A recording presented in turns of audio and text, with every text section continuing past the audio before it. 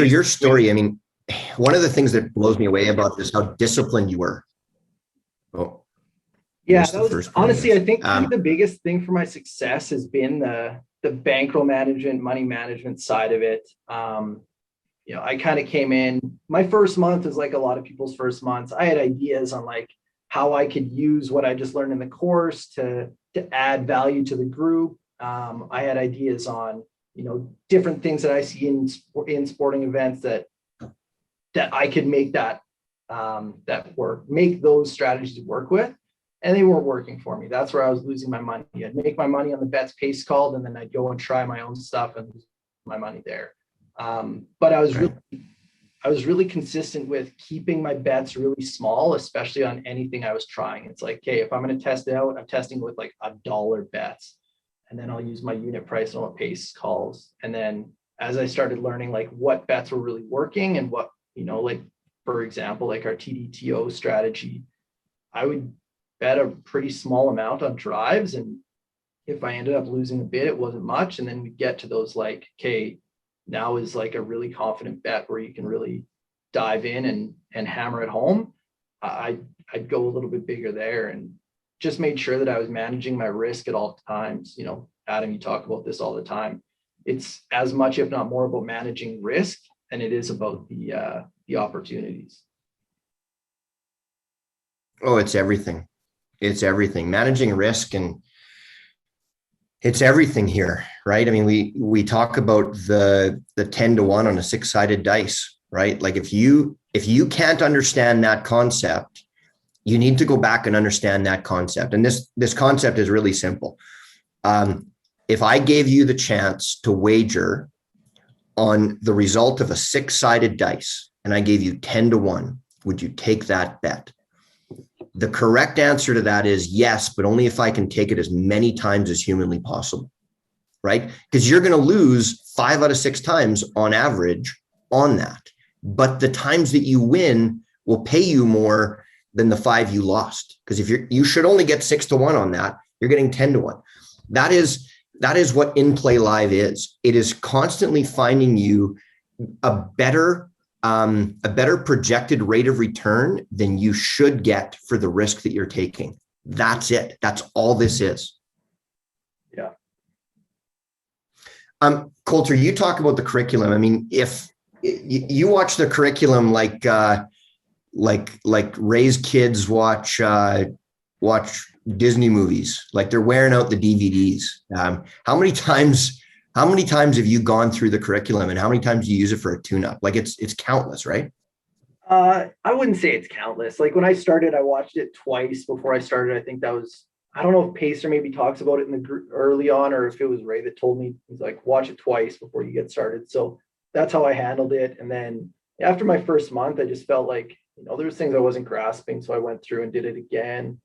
And basically every time the new course comes out, I'll watch it. I try to watch it twice before I like am, you know, really getting into it, just to make sure I feel sharp. And then, you know, football just came out again, and you know, I've watched it a few times, but again, let's just get it fresh, go through it again. It doesn't take that long. It's not that long of a course, and you know, everybody can carve out, you know, whatever it is, a 30 to 50 minutes of time before the season starts to go through it. I think there's just a ton of value, and I do feel like every time I watch the course, there's something else that kind of stands out, like, oh yeah, that's you know, I want to pay attention to that. Or hey guys, we got an awesome question here from JF, total legend. I'll read it out to you guys and then I'll sign off. I think this question is for all 3 of you, actually, because it applies to all 3 of you, and I can't answer it myself.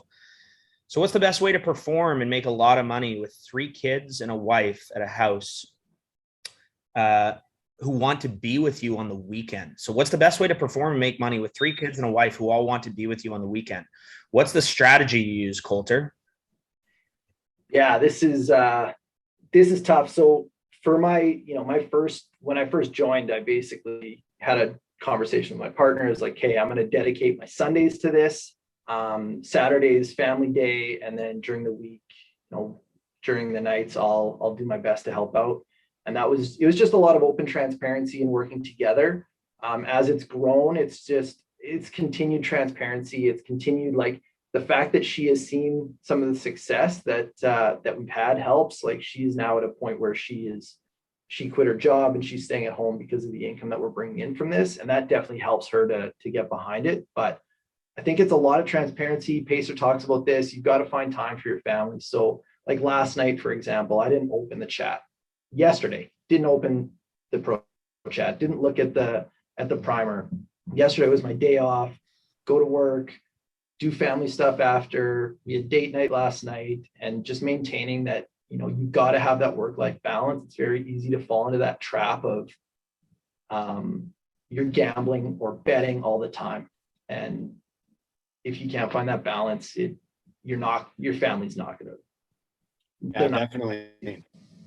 I remember when I think it didn't take long to transfer the roles between Colter and I, but I think early on I was sort of helping him keep all this straight and helping him grow. And then all of a sudden it clicked for Colter and he took off. And I think that saved my family situation, because I wasn't making enough money yet to justify it. And all of a sudden Colter starts raking it in. And then I was using that as like, Colter's my inspiration to say, hey, I can do this too. And Marissa's like every Sunday, like, how much did Colter make? Well, he did pretty good. And how much did you make? Like, okay, so is he that much better than you? I'm like, well, he might be a quicker learner, but that was like, all the stories that come with this are ways to convince your family that this is something worthwhile doing. And it has been, I mean, my wife's in the background eavesdropping right now, but she would say that it's annoying at times for sure. But it's just so good to be able to do something that you love. And I express that all the time. Like, this is something I love, and I'm making extra money for us to go on trips and do other things with it. So it's hard, but you got to be able to communicate and step up. Like Colter said, like last night, I didn't open the chat either, and I went to the park with the kids and gave Marissa a little bit of free time, which she doesn't get a lot of. But you just have to show up on the days off and just ask for that space on Sundays or whatever days you're really going to commit to this. See, and I think the correct answer when asked by your spouse is, well, why aren't you making as much as Colter? The answer should be, because his wife lets him bet all the time. It's your fault, honey. Yeah. I kid. Actually, we could do a whole show on work-life balance, and we will at some point, because this is something that comes up, right? And guys, this is one of the really, really cool things about inplayLIVE. Game of golf emulates life. There's so many parallels between golf and life. And I would argue that you could say the same thing about inplayLIVE. So many of the little life skills that you need in order to find success in your business, in your life, in your whatever, you need all those same skills here, right? Like anybody who's ever struggled with making decisions, this cures that, right? Like we all know the guy or woman who's got the paralysis by analysis syndrome, right? Where they just sit and they think about everything forever and they never do a thing. You can't do that here. You don't have time to do that, right? That's a life skill that you can learn here. Learning how to make intelligent, logical decisions without emotion when you have to, right? That's a life skill. So we'll do a whole show. We'll do many shows on exactly that concept. We'll have a lot of fun with that. And I kid about my wife. She's been incredibly supportive. I can't say enough about how she lets me fill my tank with this stuff, right? Everybody's got a tank. You can fill it with this, or if this isn't your thing, it won't work. But it's in many ways, I don't know about you guys, but this has made me a better dad, husband, friend, all those things. Because I'm full. My tank's full. It's great. Colter, you mentioned, and Ray, you mentioned, when it really kind of clicked for Colter. What was the catalyst? What happened, Colter? What made it just finally go from, because it wasn't just the dollars you were making, something clicked. What was it? I think a big thing for me was kind of learning to shut up and follow the people who were just better at it. I did spend a lot of time that first month, and we see it with so many people that come into the group, and no disrespect, I think it makes a lot of sense that people think this way, but it's like, how can I add value to the group? How can I use this to find new strategies? It's like, why am I trying to find new strategies when I haven't even mastered the ones that are right in front of me? So instead of trying to search for new, and instead of trying to even like question pace, like there'd be a time where he's taking a bet, and it's usually it's really contrarian, and that's why it's hard to wrap your head around sometimes. Once I started to like get out of my own way and just embrace what was happening in front of me, is when it really started to happen. And it's hard. Like I think I am a little lucky because I don't have a gambling background. I've never been a sports bettor, let alone a decent sports bettor, so I don't have any like bad habits that kind of got in the way.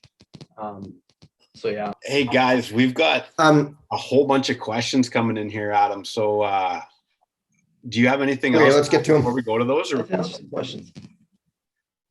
Yeah, I mean, a lot of the stuff that I want to cover is going to get on here, but actually, really quick, Colter, I mentioned in the chat the other day this book.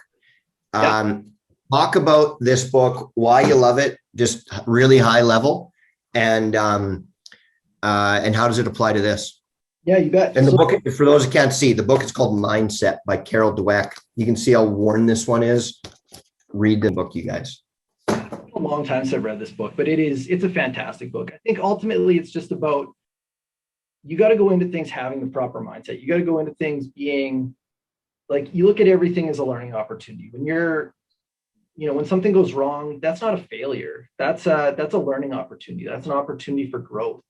To be honest with you, I think what really got me through that was just the mentality of, that's just the start of like the next step of my life. It's like everything that happened there and everything that happened to get us there, that was a learning opportunity for us to grow and move forward. And I think having that mindset of, I can be better, I can grow, I can get better, I can have success, as opposed to having that mindset of like getting down on yourself or looking or focusing too much on your losses as failures is I think that's everything. Like Adam talks about this all the time in the pro chat, giving guys a hard time, that it's like, you got to have that like winning mentality if you want to win. And it's real. Like that's, I think it's huge too. Yeah. Like it's with this, just like in life, like you can start winning any day, like just because you screwed up yesterday, that has nothing to do with it. You can go to the moon anytime, even if you make a mistake, you miss that big bet. Like all the success stories have proven it, that you at any point this can click and take off. I have a question. How do you guys prepare during the week to get yourselves ready for the college Saturday and NFL Sundays? So I guess I'm asking, what do you guys do during the week to get yourself ready for the football weekends? For me, basically, to get ready is to just like make sure my books are in line. Do I need to make sure that I've got a little bit more money in a certain book, or am I happy with where I'm at? Do I have accounts that got limited that now I need to get money into? For college Sunday, I do no prep work as far as like what are the teams doing. I just rely on Pacer for that. For Sundays, the prep I do is like really just related to my fantasy stuff anyway. So I just kind of consider it the same. I'm just looking at the matchups and being like, hey, like this defense is terrible. I'm going to keep an eye on this game going into it. And if there's opportunities, awesome, good for me. And if there's not, move on. Don't get too attached to anything. I know for Sundays for me, because Pacer's not live, I can't focus in on 6, 7, 8 games at a time. So I'm really trying to be like, okay, what's the 1 or 2 games that I'm going to focus on in the early slate? If there's something happening, and if there's not, I'll pivot. But Ray, we probably have time for one more question. Which one do you want to answer or ask? Well, okay, well, I'll go with Dan. He asked first. I feel like my bankroll has been stuck in a state of perpetual limbo for weeks, up 1 week, down the other, repeat. Can't seem to gain any momentum. All my bets are from the live streams or the pro chat, with the exception of a few $10 to $15 3 to 4 leg parlays once in a while. I've read in some posts of guys starting a book with 200 to 300, then growing it to 2K in a couple of weeks. What? I haven't been able to do anything close to that. So my question is, how do you get over that hump? What did you do? How did you do it, Colter? Yeah, Dan, I think that's a great question. I had a very similar, like, first month for sure, almost first month and a half. Couple things that I would say is, first off, like the $10 to $15 3 to 4 leg parlays, they still add up. So I'd cut that out. The books love that. I just don't want to take the risk. I want to watch my bankroll grow. I'm not here to gamble. And honestly, I don't. I very rarely call myself a gambler because I don't like gambling. I like betting on sports and winning money. So yeah, that's kind of my thought process there. That bankroll management of understanding when to adjust that unit size to minimize your losses. Again, it's like managing the risk appropriately, which it can be tricky. It's, that takes some practice and takes a little bit of time to get to understand when, but it's, betting a little bit less too on those like riskier plays. Yeah. And Colter, one of the other things that we've talked about a lot is not try to do too much too soon, right? Like, guys, when you're first learning this, it is impossible to keep up with all the things that are happening, right? It's not possible. It's not possible to understand all these strategies early. Keep it simple, right? Get really good at one. And then once you get good at that, increase your unit price, maybe with that strategy. And then while you're learning other strategies, while you're figuring it out, don't start with your full unit when you're trying a new strategy for the first time. You're going to get blown up. Wait till you're good. Be like, there's a kind of bamboo that the root system grows for years and years and years before the bamboo grows at all. And then when it grows by like a couple feet an hour.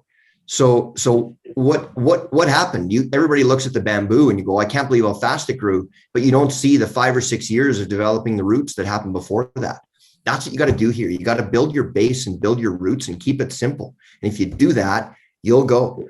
And I actually went back to the drawing board this year at the start of football season to say, I'm going to keep it simple. I'm going to get really, really good at one thing. And then I'm going to start focusing on others. And that's what I'm doing. And all this stuff, you guys, everything we're talking about came from loads and loads of dialogue and conversation and support with the people that we're doing this with. Build a network within this group. This is the ultimate cat and mouse game. The books are constantly changing. Our strategies are constantly changing. Everything about this is going to constantly change and evolve. And there are some people that can figure it out on their own, but it's a short list. Kenny might be the best example ever. Kenny was independently wealthy from gambling, from this. And then he joined inplayLIVE. He had the humbleness and the growth mindset required to go, I'm already good, but imagine how good I'd be if I had a community. And then he did it. And his income went like crazy. We'll have Kenny on one day to talk about this stuff. We're stronger together, as Simon Sinek said right at the start. So guys, this was a great first episode. Colter, thanks for coming on, buddy. Thanks for having me. It was fun. Yeah. Can't wait to do it again. And also, man, huge thanks to Pacer for all he does for his community. Like, it's, I don't want to say it's thankless work. I do think he gets lots of thanks, but still, it's really cool that he continues to do this. And I can't thank you and everybody else enough, Pace.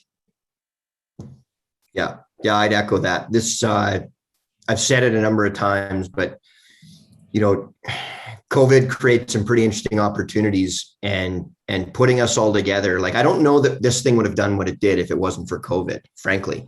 A lot of us had nothing else to do and found this thing. And I don't know about you guys, but it saved my sanity and mental health for sure. It's been amazing.